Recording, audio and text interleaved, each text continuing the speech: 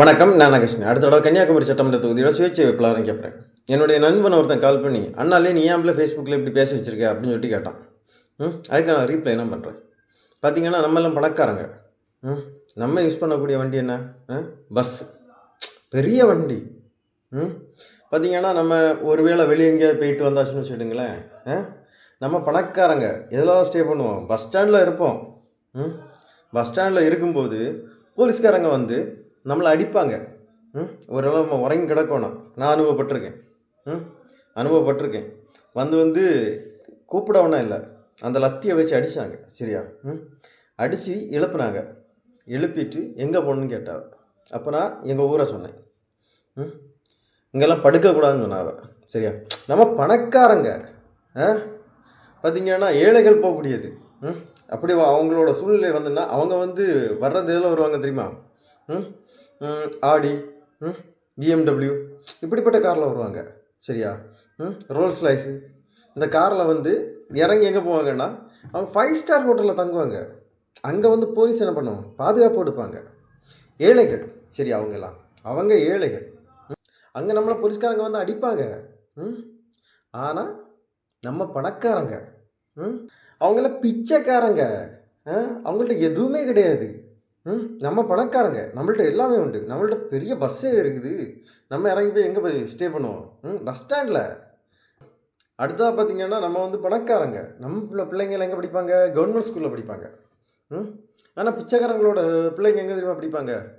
Matriculation, CBSE, international school, இங்கே தான் படிப்பாங்க. அவங்க பிச்சைக்காரங்க. நம்ம பணக்காரங்க. நம்ம பிள்ளைங்க எங்கே தான் படிக்கும்? கவர்மெண்ட் ஸ்கூலில் தான் படிக்கும். அடுத்ததாக அவங்க வெள்ளையும் சொல்லையுமா சுற்றுவாங்க. ஆனால் வேலைக்கு போக மாட்டாங்க. அவங்கெல்லாம் பிச்சைக்காரங்க.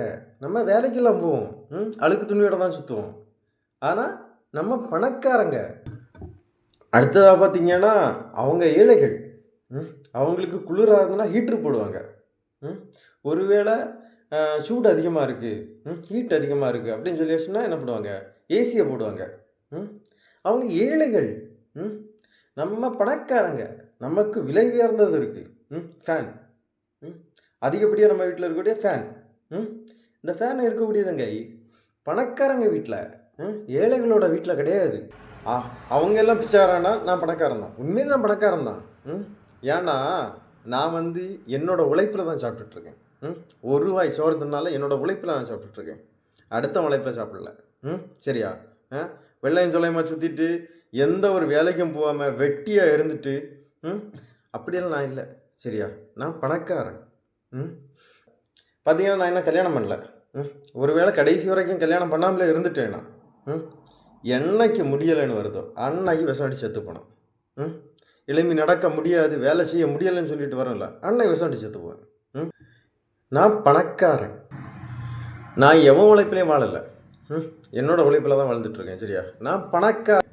யாரை கேட்டாலும் நான் ஒரு பிச்சைக்காரன், என்கிட்ட கார் கிடையாது, மோர் கிடையாது அப்படின்னு சொல்லிட்டு தெரியாதுல்ல, போய் வாட்டு போட்டு விடுங்க, ஒரு பிரச்சனையும் கிடையாது. சரியா? கூடிய சீக்கிரத்தை பணக்காரங்களை எல்லாம் கொன்றுவாங்க. கொன்னுட்டு அந்த ஏழைகள் மட்டுமே வாழ்வாங்க. சரியா? இந்த ஏழைகள் இருக்காங்கல்ல, இவங்கள மாதிரி நான் பிச்சை எடுத்தெல்லாம் சாப்பிட மாட்டேன். ஏன்னா நான் பணக்காரன். கூடிய சீக்கிரத்தில் இந்த போலீஸே நம்மளை அடித்து கொல்லுவாங்க. அதுக்கான நாட்கள் நெருங்கி கொண்டிருக்குன்னு நினைக்கிறேன். இன்னும் இந்த திமுகவும் அதிமுகவும் ஆட்சிக்கு வந்துன்னா கண்டிப்பாக சரியா பணக்காரங்களெல்லாம் கொன்றுவாங்க. நன்றி, வணக்கம்.